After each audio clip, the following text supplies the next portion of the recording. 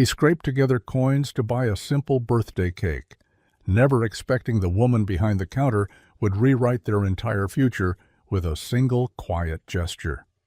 Before we dive in, hit that subscribe button and drop a comment. Where in the world are you watching from?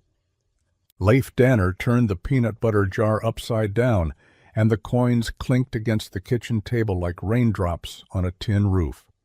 Dimes, nickels, a few quarters, and a crumpled $2 bill he'd forgotten about. The jar had once held spare change from gas stations, snacks, and soda machines. Now it held something else entirely. Hope, maybe, or desperation masked as determination. He lined the coins up in neat little stacks, counting in silence while his daughter colored quietly at the end of the table. Amelie hummed as she filled in the petals of a hand-drawn sunflower. Her hair was tied in a loose braid, already coming undone after a long day at school. She didn't know he'd skipped lunch again to save a few dollars, didn't know he'd turned down an extra shift because it would have made him late for her school play. All she knew was that tomorrow was her 7th birthday, and she wanted a cake with her name on it. Leif jotted the final total on the back of an old envelope.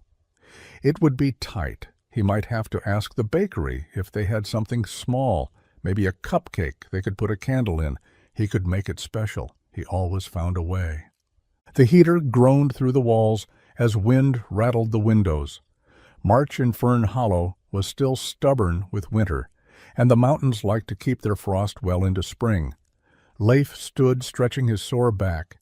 His mechanic's uniform still smelled of grease and cold metal, and his fingers were stained black from a muffler job he'd barely finished in time to pick up Amelie from school.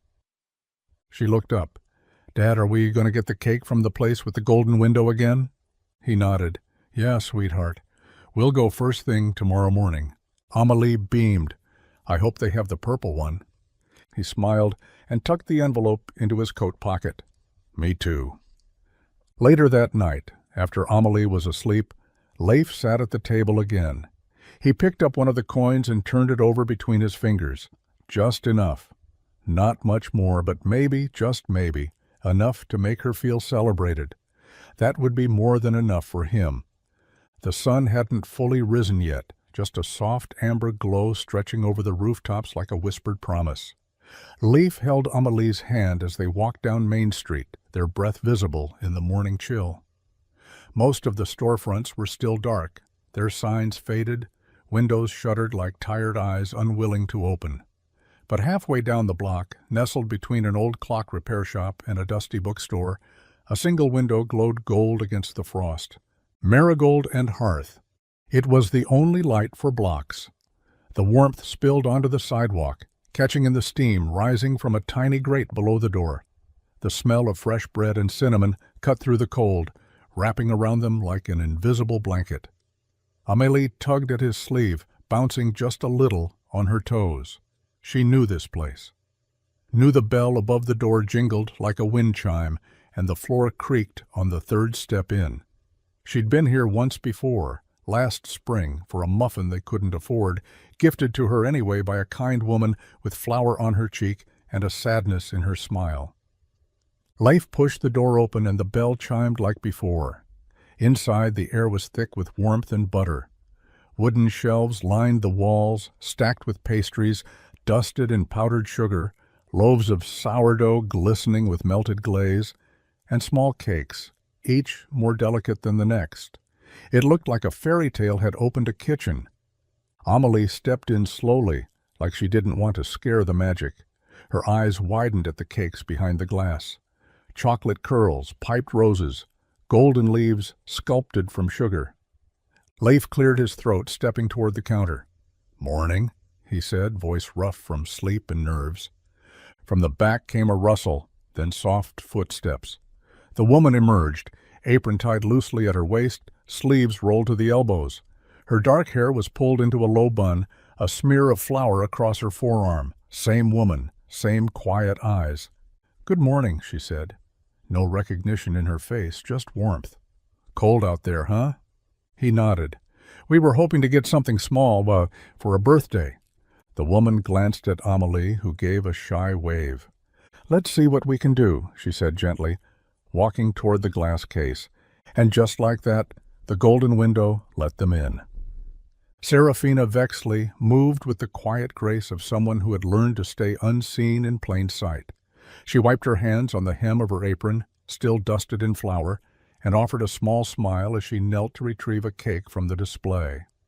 It wasn't the biggest one in the case, not the kind that turned heads at weddings or took days to craft, but it had hand-piped violets around the edges and a simplicity that felt honest. Honest was something she could offer, even if she couldn't offer much else. She stood slowly, catching sight of the man again, Leif, though she didn't know his name yet. There was something in the way he stood, shoulders back, boots worn through, one hand resting protectively on the shoulder of the little girl at his side. Her braid was crooked, likely tied by him in a rush, and her coat sleeve had a patch sewn with care. Serafina noticed things like that, not because she was curious, because noticing helped her stay grounded.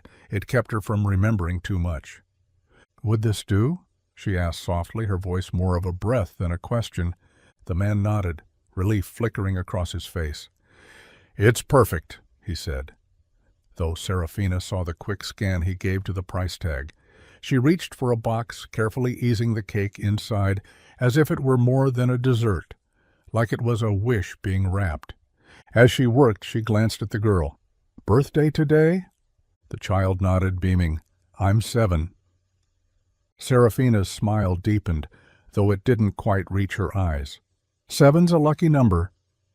She sealed the box and placed it gently on the counter, then looked up, really looked, for the first time. His eyes were tired and his coat smelled faintly of engine grease, but he was steady, solid. A man who didn't ask for much but gave everything he had, the kind that still existed in stories but rarely in cities. He reached into his pocket and began placing coins on the counter, fingers moving slowly, carefully counting. Serafina watched without saying a word. When he finished, he looked up, expectant. She glanced at the pile and nodded. "Exactly enough, she said. And for the first time that morning, her smile held.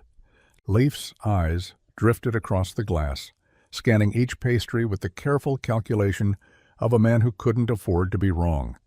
There were raspberry tarts and caramel eclairs, each one a masterpiece of color and shine.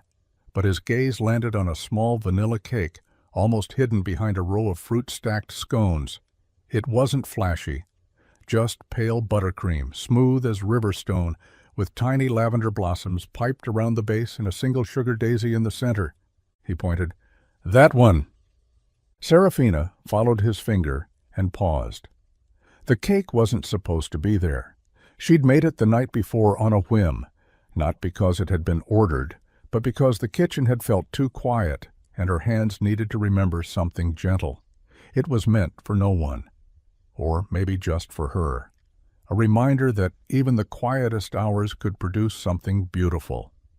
She hesitated only a moment before sliding the glass panel open and lifting the cake out with both hands.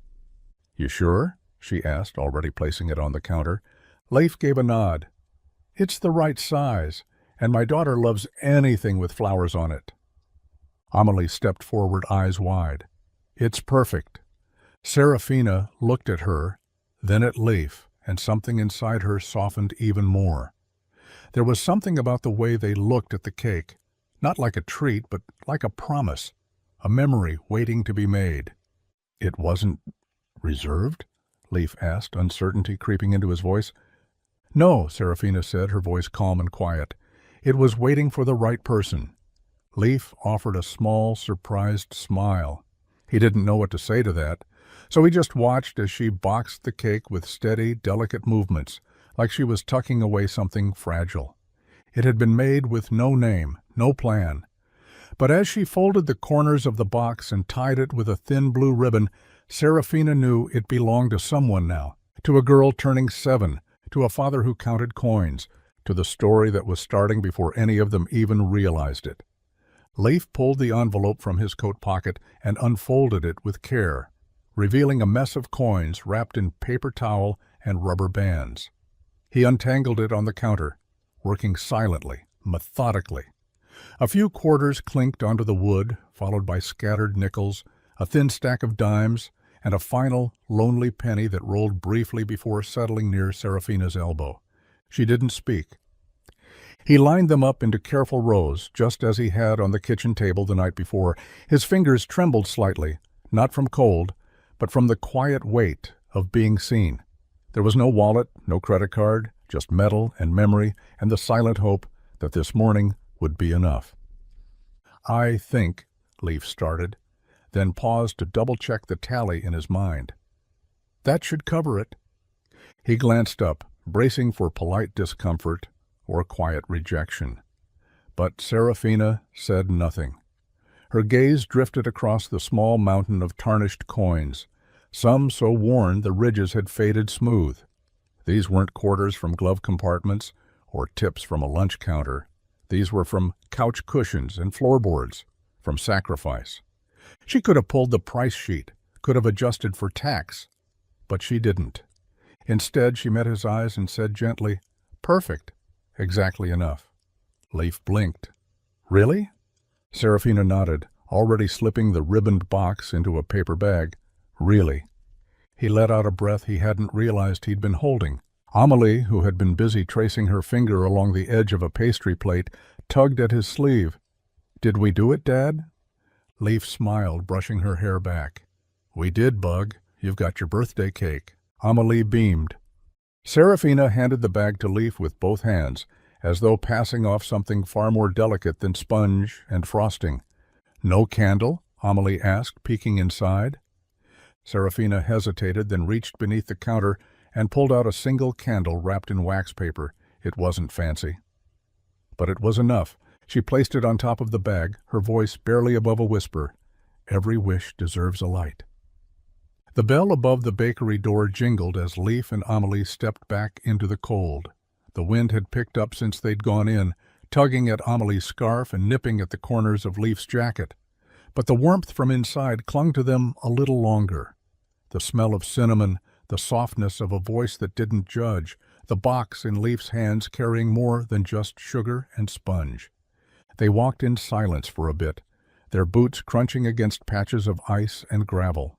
Amelie skipped a little ahead, the paper bag swinging gently from her mittened hands, her braid bouncing with each step. She looked back at her father, eyes thoughtful. "Dad?" she asked, slowing her pace. "Yeah, Bug?" "That lady, the one in the bakery, Miss Sarah." She hesitated. Why did she look like she wanted to cry? Leif was quiet. He hadn't expected the question, but once it was out in the air, it didn't seem so strange. He'd noticed it too, the way Serafina's smile had lingered just a second too long, the way her eyes seemed shiny without blinking, like she was holding something in that couldn't be seen or named. Like the kindness she gave had a cost, and today she'd paid it. "I don't know," he said finally, adjusting the weight of the cake in his arms. "Maybe she was just having a hard day." Amelie nodded slowly, her nose pink from the cold. But she was still really nice. "Yeah," Leif said softly. "She was." They crossed the street toward the parking lot where his old sedan waited, its windows fogged from the sudden burst of warmth they'd carried with them. Leif unlocked the door and set the cake gently on the back seat like it was something sacred. Maybe it was. As he buckled Amelie in, he glanced back toward the bakery. The golden light still glowed behind the frosted window, but the silhouette inside had vanished. He didn't know why she looked like she wanted to cry, but something told him it wasn't the first time she had. The house smelled faintly of radiator heat and old books, with a trace of motor oil still clinging to Leif's jacket as he hung it on the back of the kitchen chair. Amelie kicked off her boots, already talking to her stuffed rabbit about the best birthday cake in the whole entire town, while Leif carefully set the bakery bag on the counter. The golden window from Marigold and Hearth had vanished behind them, but its warmth lingered, like it had followed them home and refused to leave. He untied the ribbon slowly, lifting the lid from the box with the kind of caution usually reserved for antique china or buried memories. There it was, the vanilla cake with its sugar daisy and violet trim, Still perfect, still more beautiful than he thought he could afford. "Happy birthday, Bug," he said, stepping aside so Amelie could get a better look. Her eyes widened. "It's even prettier now." Leif chuckled, brushing his hand over her hair. "And it's all yours." But as he reached back into the bag to remove the receipt or napkins, his fingers brushed against something else. Another box. Smaller. Unmarked. He frowned and pulled it out, lifting the lid.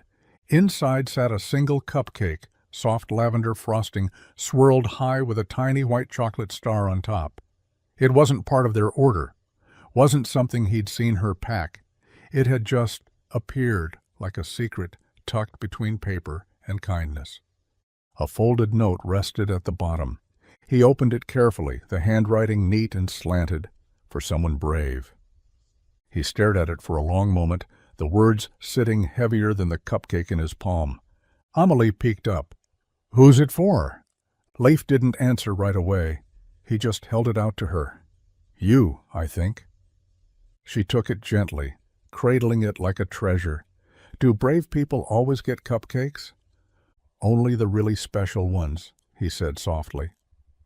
But even as Amelie giggled and ran to find a candle, Leif stood there, staring at the note.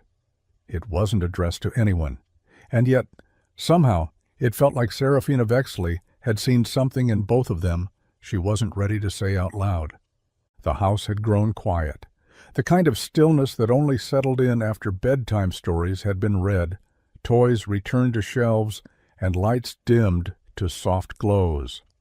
Leif stood in the doorway of Amelie's room, arms crossed loosely, watching her shift beneath her covers as she cradled the stuffed rabbit she'd had since she was a toddler. The lavender cupcake sat on her nightstand, untouched except for the little chocolate star she'd eaten first, like saving the rest made the magic last longer. "Dad?" Her voice broke the silence, soft and far away. "Yeah, Bug?" "That bakery," she said, drawing the word out like it was part of a lullaby. It felt like a dream. Leif smiled, though it was slow and a little sad around the edges. He stepped farther into the room, crouching beside her bed as she shifted to face him. "Like a dream how?" he asked, brushing her bangs back from her forehead. Amelie blinked up at the ceiling as if searching for the right words. Like everything smelled like happiness. And the cakes looked like birthday wishes. And the lady behind the counter. She paused. She was like a fairy, kind of, not the sparkly kind, the quiet kind. Leif's throat tightened for reasons he didn't fully understand. Maybe it was the way his daughter noticed things other kids didn't. Maybe it was because she said exactly what he'd felt, standing in that shop with the warm light, the flower-sweet air, and a woman who smiled like it hurt. "I think she's lonely," Amelie added softly, almost like a confession. "But nice." Leif nodded slowly. "Yeah, I think so too." He leaned in and kissed her forehead. "You're something special, kiddo." "I know," she said, grinning with sleepy pride. Leif stood and walked to the door, glancing back one more time. The cupcake's frosting shimmered faintly in the low light, like a tiny moon waiting for morning. As he turned off the lamp, Amelie yawned. "Maybe we should go back there someday, even if it's not my birthday." Leif paused, hand on the switch. "Maybe we will," he said. And in the quiet that followed, he realized part of him really wanted to. 3 days later, the weather turned. Rain swept down from the mountains in thick, wind-lashed sheets that turned streets to rivers and roofs into drums. The sky was a colorless gray, hanging low and restless above the small town of Fern Hollow. Leif sat behind the wheel of his old sedan, wipers smearing the windshield more than clearing it, as Amelie sat in the back, humming to herself and watching the drops race each other down the glass. He wasn't headed anywhere in particular, just circling town between errands, trying to find a spark of peace in the motion. He passed the post office, the gas station with the flickering sign, the closed library with plastic sheeting on the roof, and then, without meaning to, he found himself slowing as they approached the bakery, Marigold and Hearth. But something was wrong. The golden glow that had lit the window days ago was gone. The lights were off, the interior dark and hushed. Water beaded down the glass like tears, and the flower boxes below the window sagged under the weight of the rain. Leif pulled to the curb, engine idling, and leaned forward, squinting through the storm. Taped to the inside of the door was a sheet of white paper. The words were handwritten, neat but rushed. Temporarily closed due to water damage. Thank you for your kindness. We'll be back soon. S. Leif stared at it longer than he meant to. He didn't know why it hit him like it did. Maybe because the last time he'd seen that door, it had opened into something warmer than anything he'd felt in a while. Maybe because he'd just assumed it would always be there. Is she okay? Amelie asked from the back seat. He turned slightly. I don't know, Bug. Do you think her cakes got ruined? Maybe. Amelie frowned. She'll be sad. Leif nodded slowly. Yeah, she might be. The light changed at the corner. Leif hesitated before easing back onto the road, the sign still etched in his mind. Something about it felt final, or maybe, like a pause, one he hoped wouldn't last too long. The storm had passed, but the sky still hung heavy, with the smell of wet earth and splintered wood. Puddles gathered in crooked seams along the sidewalks, and the scent of rain lingered in the air like a reminder that not everything dries at the same speed. Leif wasn't sure why he turned down Maple Street that morning. He didn't need anything from downtown. He wasn't running errands. He just wondered. Marigold and Hearth stood there like a page left open to the weather. The window was bare now. No pastries, no golden light. Just a streak of watermarks and the faded remains of the sign still taped to the glass. But as he pulled closer, Leif spotted her. Serafina. She was on her knees outside the back entrance, sleeves rolled, a tarp flung to one side. Buckets surrounded her like a makeshift fortress, and her hands were stained with something between grit and effort. She didn't see him at first. She was focused, screwdriver clenched, jaw tight, her hair falling loose from the clip at her neck. Leif parked without thinking.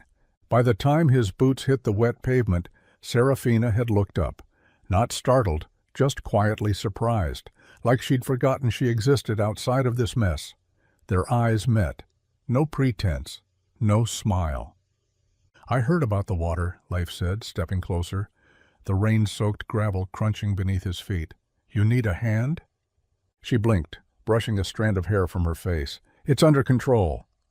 It wasn't. The drain pipe beside her was crooked, detached from the wall at the top. The gutters above sagged. One of the buckets had already overflowed, its contents streaking a pale brown line down the brick. I don't mind, he said simply. She looked at him, and for a moment he thought she might say no again, but instead she exhaled and shifted aside. The downspouts rusted through. I've got tools in the truck, Leif replied. Won't take long. Serafina nodded, eyes softening but still cautious. No strings? He gave a small smile. Not everything has to come with strings. And just like that, the silence between them changed. Not erased, but filled with something steadier than words. The scent was the first thing that told the town Marigold and Hearth had come back to life. Not an announcement or a social media post, just the smell of brown butter and vanilla winding through the air again, curling around doorways and drawing people in like a forgotten lullaby. Leif smelled it before he saw the lights. He and Amelie were walking home from the grocery store, her arms wrapped around a box of cereal like it was treasure, when the wind shifted and carried something warm into their path. Amelie stopped mid-step. Dad, it's back. He followed her gaze. The golden window glowed again, soft and steady. Inside, the shelves were full, loaves of bread stacked like storybooks, lemon bars glistening beneath glass domes, a tray of cookies cooling near the back, edges crisped just right. And Serafina, behind the counter once more, tying an apron at her waist like she had never left. They didn't go in, not that day. Leif had always believed in giving people space to find their rhythm again. But the next morning, a note arrived at his garage. Folded and pinned to the door with a bit of tape, it was written in Serafina's careful script. "You fixed more than the gutter. Come by tomorrow, not as customers, as guests. Please. S." That "please" did something to him. He showed Amelie the note that evening, and she gasped like it was a secret invitation to a castle. "What do you think she means?" she asked, eyes wide. "I think," Leaf said slowly, "she wants to thank us." So the next day they went. When the bell over the bakery door chimed again, Serafina looked up, and this time her smile wasn't quiet. It was full, hesitant maybe, but real. She stepped out from behind the counter with a tray already in her hands, a little lemon tart for Amelie, and a thick slice of honey loaf for Leif. "No lines today," she said. "No cash register either." Amelie beamed. "Are we special?" Serafina's gaze flicked to Leif, then back to Amelie. "Yes, very." And for once no one corrected her. The bakery felt different that afternoon. Quieter, slower, like it was breathing in for the first time in days. No customers filtered through the door, no rush of orders or clatter of coins, just sunlight slanting through the golden window, warming the polished wood of the counter, and the tops of the scones cooling nearby. Serafina had locked the front early, not because she was done working, but because for once she wanted to stop. Leif and Amelie sat at the little round table near the window, the same one where an old couple used to play cards on Sunday mornings. The light touched Amelie's cheeks as she swung her legs beneath the chair, eyes wide with anticipation. She kept looking at the closed sign on the door and then back at Serafina, like she wasn't sure this moment was allowed. Serafina placed a steaming pot of tea in the center of the table and smiled as she set down 3 mismatched cups, each chipped in a different corner. Then came the scones, freshly baked, buttery and warm, dusted in cinnamon sugar. She sat with them, no apron this time, just a cardigan too big for her frame and sleeves that swallowed her wrists. Amelie picked up a scone and took the first bite with ceremony. She said dramatically. "This is magic." Leif chuckled. "You've got a food critic on your hands?" Serafina smiled. "That's the highest praise I've had in a long time." Amelie took another bite, then looked at her thoughtfully. "Can I call you Miss Sarah?" Serafina blinked, caught off guard. "You can call me whatever you like."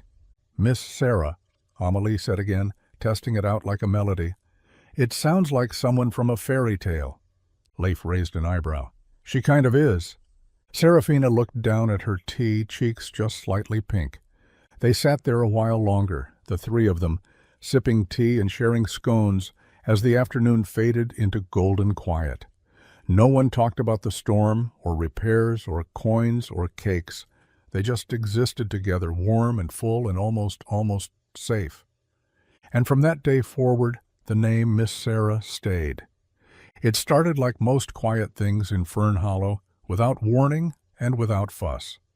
Just a stranger wandering into town, camera slung over one shoulder, notebook poking out from a backpack patched with foreign flags and coffee stains. He arrived on a crisp Thursday morning, asking where to find the best place for a real local pastry. 3 people pointed him toward Marigold and Hearth without hesitation. By the time he pushed open the bakery door, the scent of cardamom and vanilla hung in the air like a welcome mat. Serafina looked up from the counter, hands dusted in flour, sleeves rolled, her hair tied in its usual low knot. The man smiled, introduced himself as Theo. "Just passing through," he said, and ordered a cranberry scone and a cup of whatever tea she liked best. She made chamomile. Amelie was there too, drawing quietly at the window table, her rabbit toy seated beside her like a tiny guest. Leif walked in a few minutes later to drop off a new filter for the kitchen sink, just something he'd noticed needed fixing the day before. Theo watched the way Serafina's eyes softened when she saw Leif. Not romantic, not obvious, but unmistakably different. The way someone looks at someone they trust, maybe for the first time in years. Theo didn't ask many questions. He just listened, took photos of the pastries, scribbled a few notes. Asked Amelie if the scones were always that good. She nodded enthusiastically and said, "Miss Sarah makes the best everything." That evening, he posted an entry to his blog, "Small Town Magic in the Mountains," a bake shop called Marigold and Hearth, a woman with the quiet grace of someone who's lost something and learned how to keep going, and a mechanic who fixes more than just broken things. Come for the cake, stay for the story. The next day, the post had over 1,000 shares. Serafina didn't notice until someone from 3 towns over showed up, asking for the cake that saved the little girl's birthday. She looked confused. Leaf just grinned and said, "I think we've been found." And though she never said it out loud, Serafina saved a copy of that post, printed it quietly, folded it into a book on her shelf, just in case the quiet parts of her life ever needed to be remembered. The first rumor didn't start in Fern Hollow. It started online, somewhere in the tangled threads of comment sections and cafe blogs, beneath the surface of Theo's quiet post. A reader asked about the name, Serafina. It wasn't common. It wasn't easy to forget.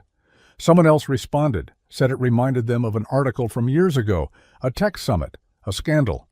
Then, a disappearance.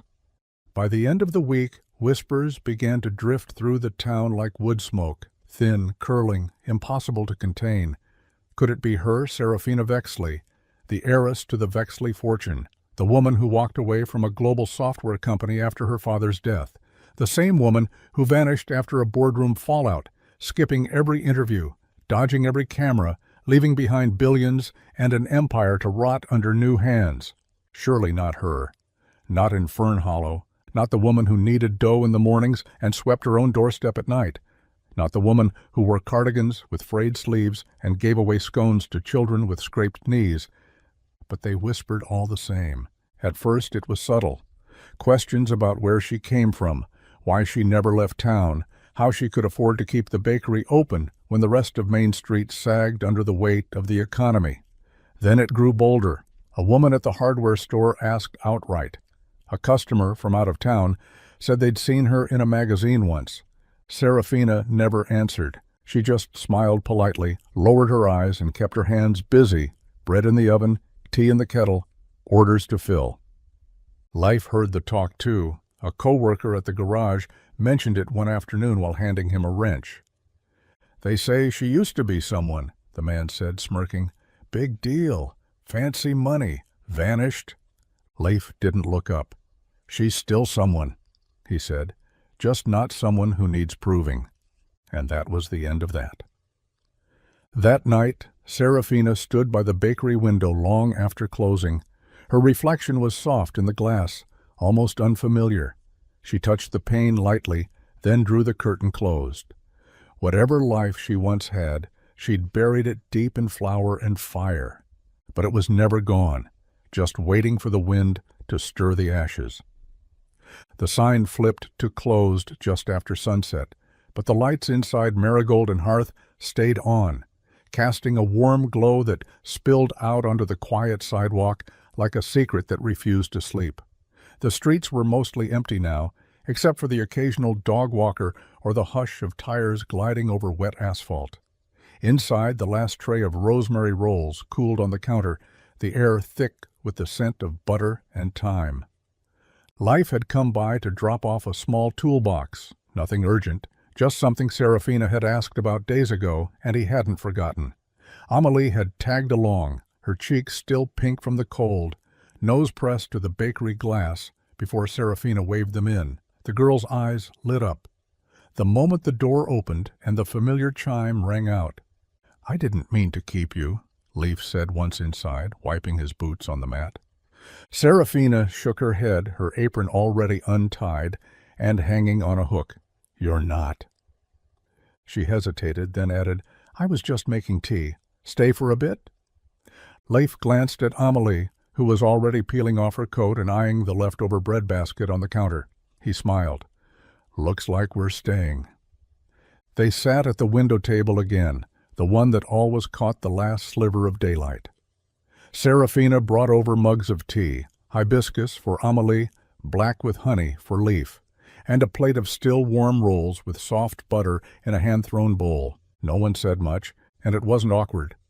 Amelie hummed while she nibbled on a corner of bread, her boots dangling off the chair. Serafina leaned back in her seat, the weight of the day easing from her shoulders.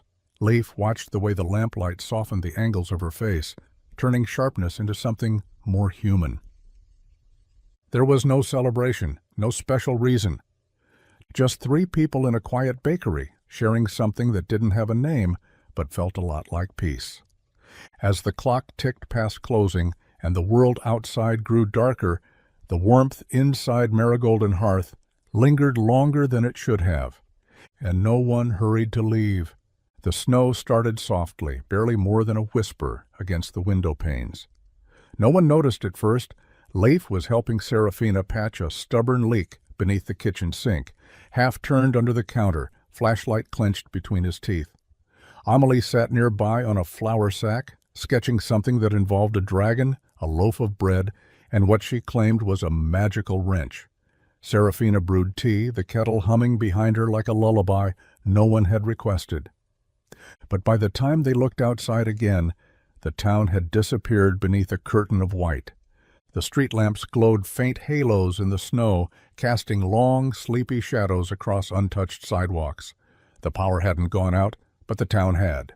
Shops were shuttered, cars nowhere in sight. The storm had come fast, unannounced, one of those early snows that crept in before people remembered to check the forecast. Leif checked his phone. No signal, just a red warning banner and a blinking battery. He turned to Serafina. "We're not going anywhere tonight." She didn't flinch. She just nodded once, calm and practical. "There's an old cot in the back. I'll get some blankets for Amelie." Leif opened his mouth to protest, to say they'd manage, but she was already gone. When she returned, she carried a faded quilt and a pillow that smelled faintly of lavender and years gone by.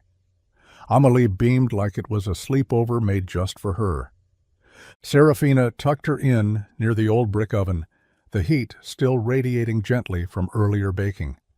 Amelie whispered a soft, "Thank you," and was asleep minutes later, rabbit toy clutched to her chest, snow falling beyond the window like a dream made real. Serafina poured Leif another cup of tea and handed it to him without a word. They sat near the front window, the golden light inside contrasting the soft white world outside. No small talk, no explanation, just two people sharing silence like it was something sacred. At one point she looked over. "She trusts you completely." Leif nodded, eyes still on the snow. "She trusts you too." They stayed like that for a long while, until the world turned quiet, and the only sound was the wind brushing against the bakery's bones. Morning didn't feel like an end, just a continuation of something that had started long before the snow. The morning after the snowstorm, the world outside looked like it had been dusted in powdered sugar. The rooftops glistened, the streets were muffled in white. But inside Marigold Hearth, the oven hummed. The scent of cinnamon and browned butter filled the air, and the cold stayed exactly where it belonged, out there. Leif stood at the counter, rolling up his sleeves as Serafina mixed batter for a new batch of walnut scones. Amelie was still asleep on the cot in the back, cocooned in blankets and dreams. The quiet was comfortable, familiar. A rhythm had formed between them, passing tools, reaching for ingredients, sharing smiles that didn't need words to mean something. Serafina stirred slowly, eyes on the bowl, her expression calm. "I used to hate mornings," she said, almost absently. Leif glanced over but said nothing. She added flour to the mix. Everything was scheduled. Breakfast meetings with people I didn't like, calls at 6 a.m. to Tokyo, helicopter rides to nowhere that mattered. Her voice didn't sharpen, but something in it thinned. "I once spent 42 minutes in a room with 3 lawyers arguing over the word promise." Leif raised an eyebrow but still didn't interrupt. She looked up suddenly, like realizing too late that she'd said too much. "That was a long time ago." He leaned back against the counter, watching her for a beat. You don't have to explain. Her hand stilled. I'm not used to people who don't ask. Leif shrugged, lifting a spoon to taste the batter. Then get used to it. Serafina blinked, startled, and then she laughed.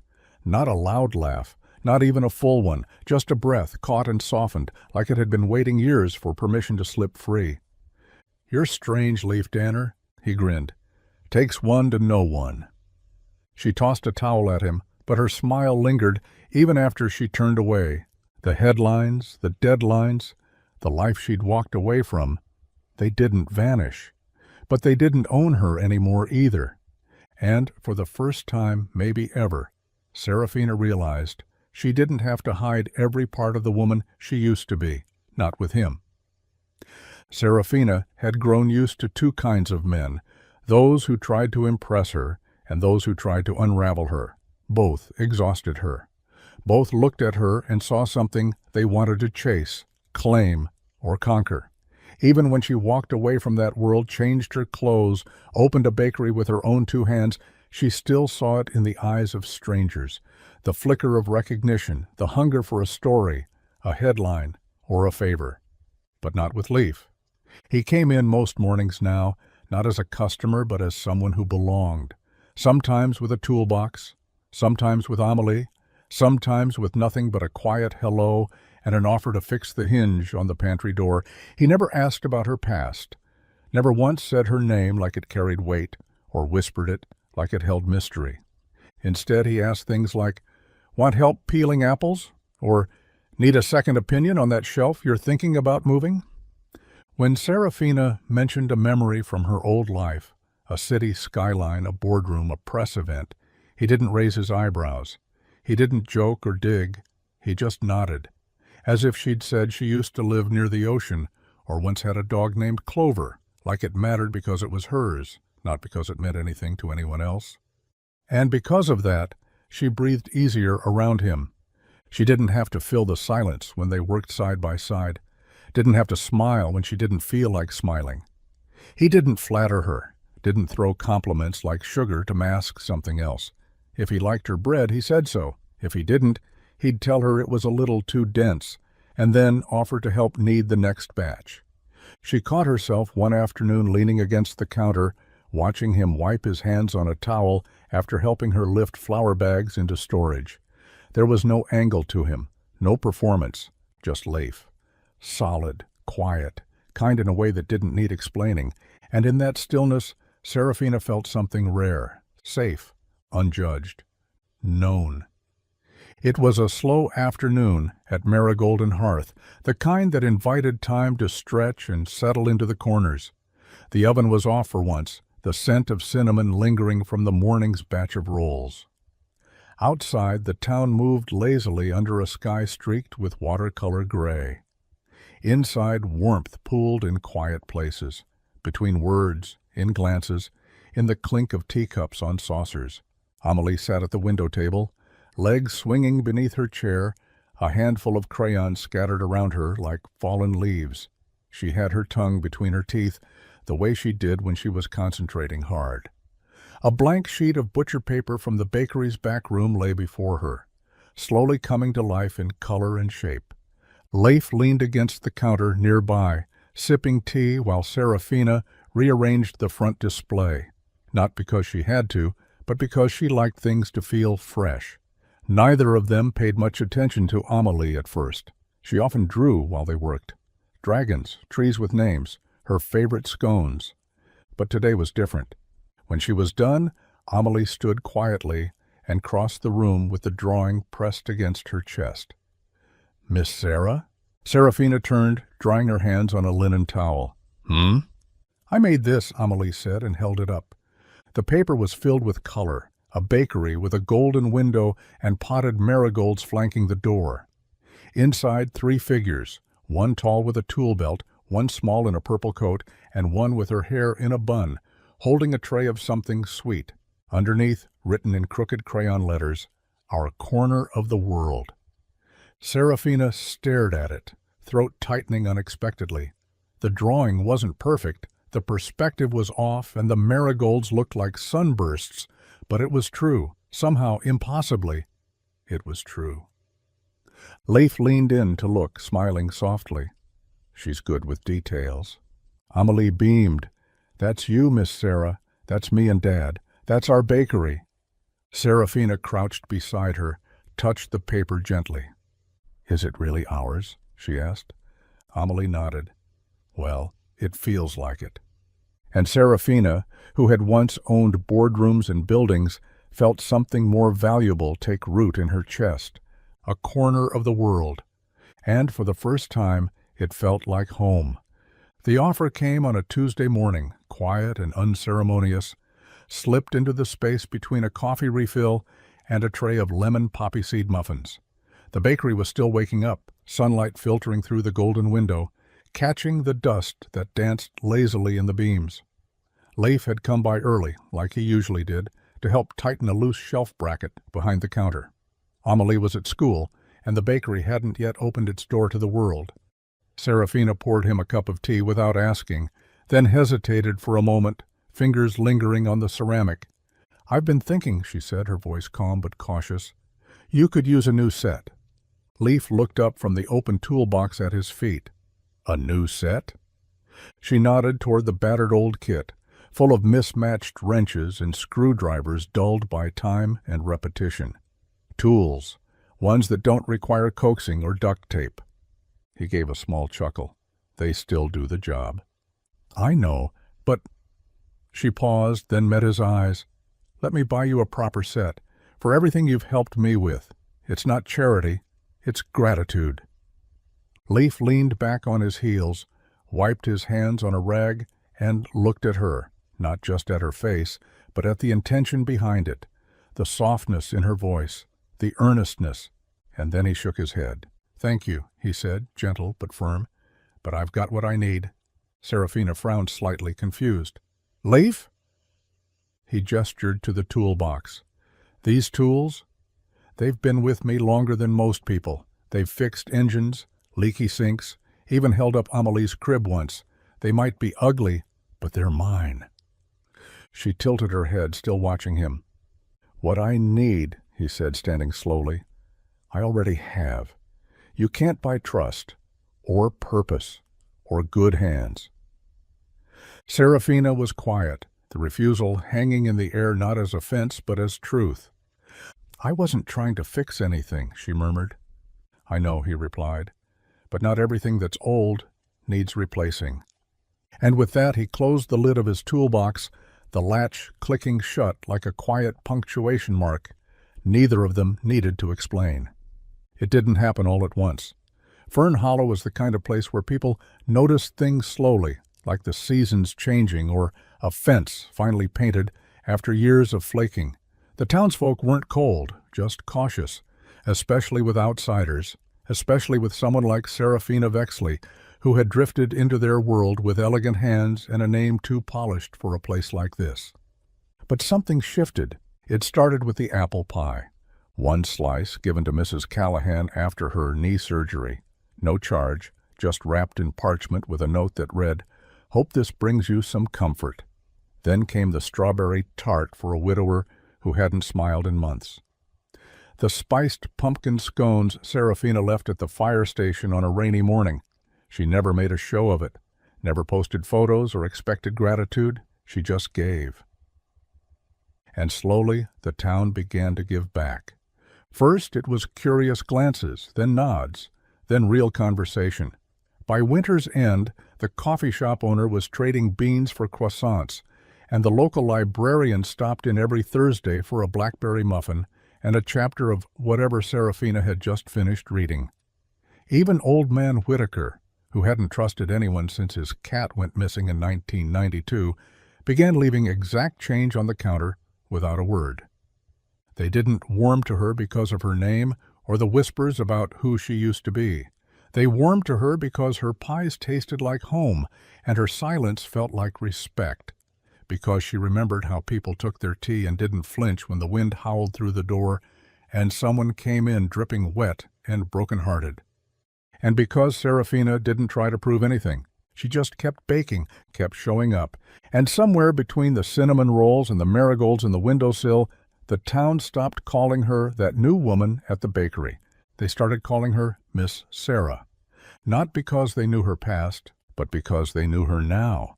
The lavender cupcake had always been a quiet thing, tucked in the back corner of the display, delicate and soft-spoken, with swirls of pale frosting and a white chocolate star resting at the top.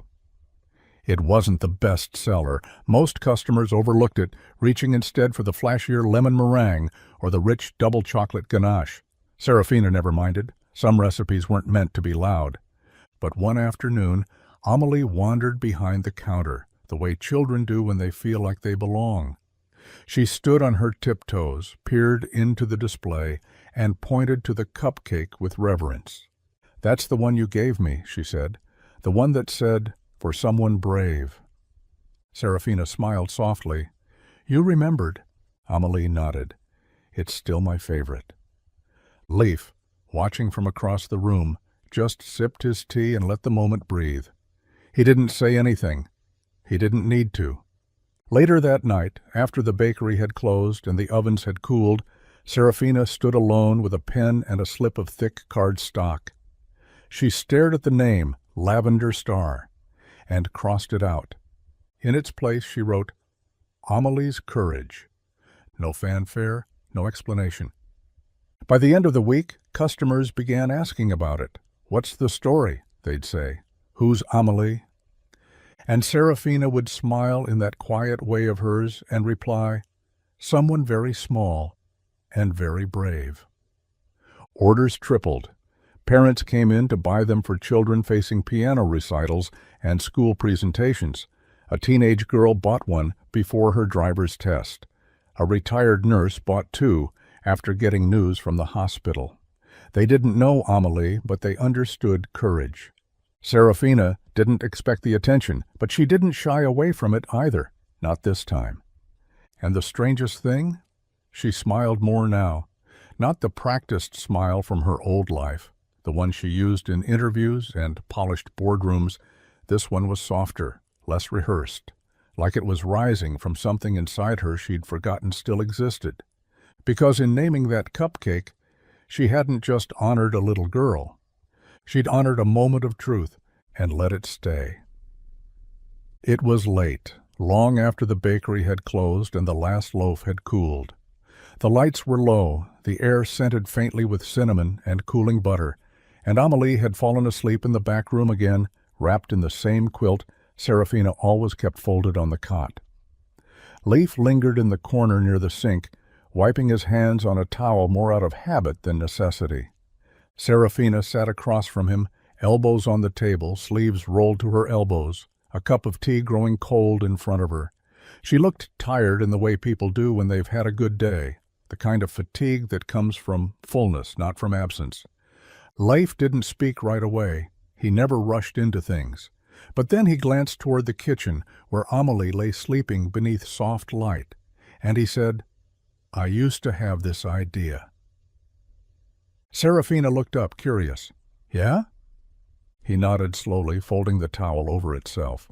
"Back before life got so tight, when I still had a few more hours in the day to imagine things." "What kind of idea?" Leif looked down at his hands, calloused and worn. "A mentorship program for kids who didn't have much, high schoolers, maybe even middle schoolers, the ones who got overlooked." He met her eyes. "Teach them how to fix things, cars, bikes, water heaters. Show them what work can look like when you're good with your hands." Serafina listened without blinking. No interruptions, no polite nods, just stillness. The kind that made people say more than they meant to. "I wanted to call it the Fix-It Crew," Leif continued, a small smile playing at his lips. "I even made a flyer once, thought maybe I'd get the town on board. But then Emily was born, and then everything else happened." He didn't elaborate. He didn't have to. Serafina leaned forward, resting her chin lightly on one hand. "You should do it," she said softly. Leif chuckled. "I don't even know if I have the time." Her voice didn't change. "Then we'll make time." And in the pause that followed, it wasn't just a dream anymore. It was a door cracking open, one she was ready to help him walk through. She didn't just hear the plan, she heard him. The email came in just after sunrise, buried beneath newsletters and order confirmations in a mailbox Serafina rarely checked anymore. She only opened it that morning to send a delivery invoice to the flour mill. But there it was. Subject line simple, familiar, sharp as the edge of a knife. "Long time, Sarah. Let's talk." She almost didn't open it, but curiosity, that old ghost, pulled at her. Inside, it was brief. Too brief. From Elise Kavanaugh, her former assistant, the only person who'd stayed loyal when everything else collapsed. Elise had tracked her down somehow. No threats, no demands, just a breadcrumb back to the past. "I'm consulting now with Vexley Holdings. They'd like to discuss options, possible speaking engagements. A short feature in Wired, maybe? There's interest in your story. Still time to come back. No pressure. Just think about it." Underneath it, her old calendar, already color-coded with fake appointments waiting to be filled. Serafina stared at the screen. The bakery was still quiet around her, morning light beginning to rise through the golden window. She could hear the faint hum of the oven preheating, the rustle of leaf outside sweeping snow from the doorstep. Amelie would be skipping through the front door in under an hour, dragging in cold air and conversation, and asking if the cinnamon rolls had extra glaze today. And here was the life she'd buried, asking to be unearthed. She hovered over the keyboard. She thought about the headlines, the hotel ballrooms, the jet lag, and the applause that never felt like love. And then she hit delete. No second guess, no draft saved for later, just gone. She closed the laptop, stood up, and turned toward the counter where dough waited to be rolled. Outside, life tapped on the glass and waved, cheeks pink from the cold. She smiled back, flour already clinging to her sleeves. Let them write stories. She was too busy living the one she chose. The classroom smelled faintly of crayons, pencil shavings, and juice boxes, an odd combination that somehow always made Leaf nostalgic. He stood quietly in the back, arms crossed, watching from a corner near the coat rack as the second-grade teacher gestured to the front of the room. "All right, class," she said, smiling. "It's time for a show and tell. Who's ready to go first today?" Hands shot into the air like popcorn, but Amelie didn't raise hers. Not yet. She just clutched the small white box in her hands a little tighter, the one she'd insisted on bringing from home that morning. It had a faded ribbon around it and a smudge of frosting still etched into one corner from days ago. The teacher glanced around. "Amelie, would you like to go first today?" Amelie stood slowly, her bunny hair clipped slightly crooked, and walked to the front with the box hugged close to her chest. She placed it carefully on the table, then turned to face the class. "This," she said, lifting the lid gently, "is a cupcake box from Marigold and Hearth. It doesn't have a cupcake in it now, but it did." The kids leaned forward, eyes big. One boy whispered, "Is it magic?" Amelie smiled. "Kind of, because this cupcake saved my birthday." She held up the box so they could all see. It was lavender with a little star on top, and it came with a note that said, "For someone brave." A quiet murmur rippled through the classroom. "My dad didn't have a lot of money that day," she said, her voice small but sure. "But we went to the bakery, and the lady there, Miss Sarah, she gave us the cake anyway. And she put this cupcake in the bag just for me." She looked down at the box, then back at the room, her eyes a little shinier now. "It wasn't just a cupcake. It made me feel brave. And it gave me a new friend." The teacher blinked quickly, pressing a hand to her chest. Leaf swallowed hard, unseen in the back.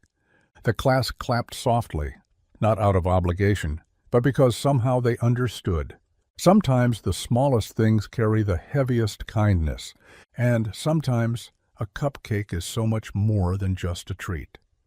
The bakery was quiet after dusk, the ovens cooling, the chairs turned upside down on tables, and the golden window casting its last honeyed glow across the empty floor. Serafina sat in the corner booth with her journal open, a mug of tea cooling beside her, and her pen tapping slowly against the page. She hadn't written in weeks, not because she'd forgotten, but because she was afraid of what might come out if she let herself speak too freely. But tonight, something inside her cracked open. Not in a painful way, more like how frost thaws when the light lingers just long enough. She touched her pen to the paper and, without planning to, began writing, not to someone else, but to herself. Dear Sarah, you did it. Not the way they expected, not with speeches and stocks and staged applause, but this quiet corner of the world, you built it with your own hands. Flower-dusted fingers, morning light, smiles you didn't have to fake. They told you what your life should look like. They paved it in gold and lit it with expectation. And you walked away. You lost things, yes. Money, reputation, a seat at the table. But here, you found your name again. This is the life you wanted, not the one they built for you. She paused, reading over the words as though they belonged to someone else. But they didn't. They were hers, every line etched from truth, not fear. She kept writing. You are not less because you left. You are not small because you chose quiet. You are whole in this space. With your bread, your tea, your people. She closed the journal carefully, fingers lingering on the worn leather cover. No headlines would be written about this moment, no interviews or press releases. But it was the truest thing she'd ever written. Across the room, the wall clock ticked on, the world still turning. And for once, Serafina Vexley didn't feel behind.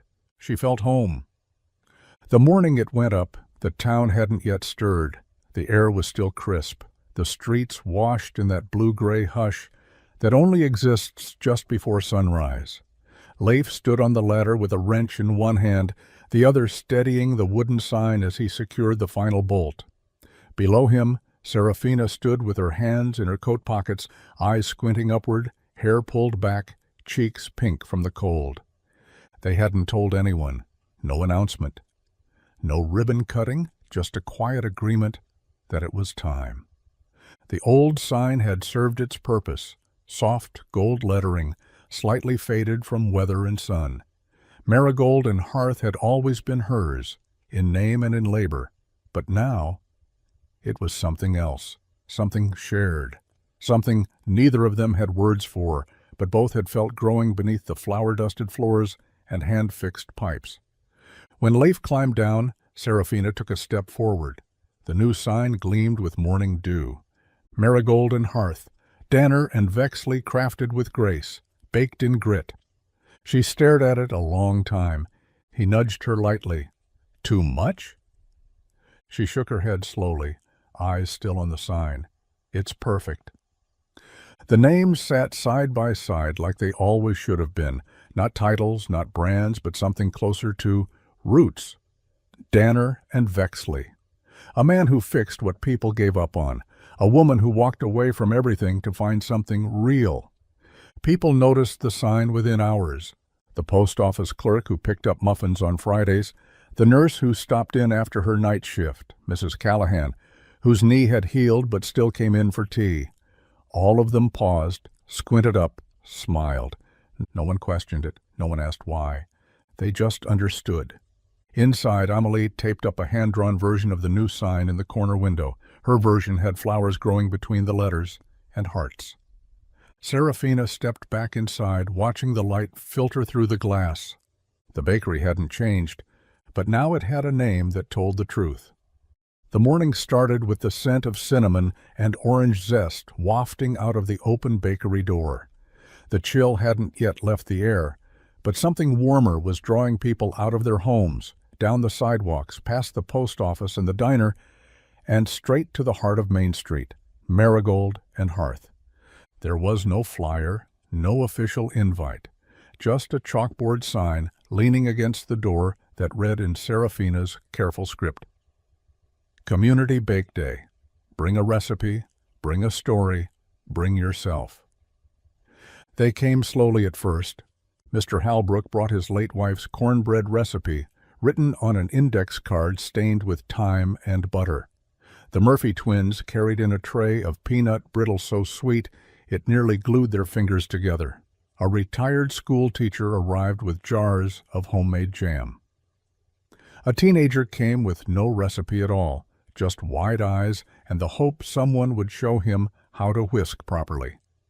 Serafina didn't command. She welcomed. She moved from counter to oven, apron dusted, hair loose, her hands guiding old hands and new. Life worked beside her, sleeves rolled, showing two kids how to knead dough without smashing it into a wall. Amelie passed out napkins and stories in equal measure, her laugh bubbling louder than the coffee pot. Flour spilled, sugar coated the floor. Someone burned a batch of biscuits, and no one cared. Because the bakery had become something more than a shop that day. It became a town table. A place where strangers leaned in closer, where neighbors who hadn't spoken in years rolled out pastry together and argued, lightly, lovingly, about the right amount of nutmeg. Where everyone, no matter how old or alone or unsure, had a place to stand and something to contribute. When the sun climbed high and the tables overflowed with pies and rolls and jam-filled thumbprints, Serafina stepped back, hands on her hips, breath caught in her throat. This, not the empire she once inherited, not the one she walked away from. This, people elbow-deep in flour, laughter hanging in the rafters, stories rising like steam. This was the life she built, and it was rising perfectly. The evening had settled into its favorite rhythm, soft lamplight, cooling tea, and the faint scent of lemon loaf still lingering in the corners of marigolden hearth. The bakery had closed hours ago, but the warmth lingered, as it always did when the day ended with full bellies and fuller hearts. Leif sat on the bench near the front window, his hands wrapped around a chipped mug, watching the town outside disappear into twilight. Amelie was curled beside him, legs tucked underneath her, a crayon still clutched loosely in one hand, and a piece of drawing paper resting across her lap. It showed three figures standing in front of the bakery, one with a ponytail and an apron, one tall with a tool belt, and one small with a rabbit toy in her arms. A new family drawn in crooked lines and bright colors. She didn't look up when she asked it. Her voice was soft, barely above a whisper. "Dad, if I wished for a mom, and she just sort of showed up, is that magic?" Leif blinked, the question landing heavier than she could know. He looked down at her, but she was still staring at the drawing, chewing the inside of her cheek like she didn't expect an answer, just needed to say it out loud. He didn't answer right away. He thought about Serafina, somewhere in the back now, cleaning up in that slow, thoughtful way of hers. The way she remembered how he took his tea, the way she leaned in when Amelie talked, like every word deserved a front-row seat. The way she never tried to replace anything, but somehow, without trying, had filled the quiet places they didn't talk about. He looked back at his daughter. "Maybe it is," he said finally. "Maybe it's the kind of magic you can't plan for." Amelie smiled, just barely, then rested her head against his arm.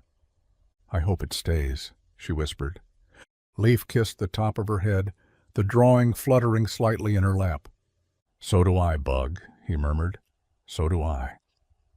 The night was quiet, the kind of quiet that doesn't ask for anything, just rests gently over the world like a well-worn quilt. The bakery was clean and still, the chairs back in place, the counter wiped down, the scent of baked apples clinging faintly to the air. Outside, snowflakes drifted lazily beneath the glow of the street lamp, and Amelie had already fallen asleep on the couch in the back, her arms curled around her rabbit, a paper crown askew on her head from that afternoon's pretend royal tea. Leif sat at the window table, mug of tea in hand, watching the snow collect in little piles along the sidewalk. Across from him, Serafina moved quietly, tying her apron behind her back before sliding into the seat across from him, her expression unreadable but not distant. They sat in companionable silence, the warmth between them built not from words but from all the days before this one, the shared dough, the shared glances, the unspoken laughter. the closeness that comes when two people stop waiting for the right moment and start noticing the one they're already in. Then, Serafina reached into her apron pocket and pulled out a napkin, folded neatly, square edges aligned like she'd been carrying it for hours, waiting for a breath steady enough to let it go. She placed it gently in front of him, eyes still on her hands. Leif blinked, then unfolded it slowly. Scrawled in her neat, looping handwriting were just a few words. Would it be okay if we stayed like this? For good? No question mark. Just the quiet courage of someone who had built her life again, piece by piece. And was now placing the last one in someone else's hands. Leif looked up. She was already watching him. He didn't say anything. He didn't need to. He reached across the table, folded his hand over hers, and nodded once. Firm, certain. Serafina let out a breath she hadn't realized she'd been holding. Outside, the snow kept falling. Inside, something even quieter settled into place. It began with a photo, not one they posed for, not one they knew had been taken. Just a candid, quiet shot, snapped during the community bake day. Serafina laughing, flower on her cheek, Amelie perched on a stool beside her, Leif in the background, sleeves rolled, smiling at them both like he hadn't smiled in years. Someone had posted it to a small-town Facebook page with the caption, "Magic in Fern Hollow." And somehow, it spread. The article came out a week later. It wasn't splashy or cruel, just honest. A quiet profile in a well-read digital magazine, tucked between headlines about politics and tech. But there it was, impossible to ignore. Heiress becomes baker. Mechanic builds her a roof. Together, they build a family. It told their story, the real one. About a woman who'd vanished from boardrooms and glossy covers, only to reappear years later in a sleepy mountain town, serving tea and kneading bread with hands that had once signed billion-dollar deals. It spoke of a widowed mechanic with a daughter who believed in magic and a bakery where something more than pastries had risen between them. Serafina read it early one morning, the oven still warming, the town still asleep. She stared at the screen for a long time. It didn't feel invasive, just true and tender in a way that made her heart ache. She printed a copy and slid it into a folder, not for display, just for keeping. When Leif arrived later that morning, she handed him the page without a word. He scanned it once, then twice. Amelie peeked over his shoulder, reading the headline out loud. "Wait," she whispered. "Is that us?" Leif looked at Serafina, a smile pulling at the edge of his mouth. "Looks like someone told the story anyway." She exhaled, but it wasn't fear, it wasn't dread, it was relief. Because for once the truth had followed her, and chosen to be kind.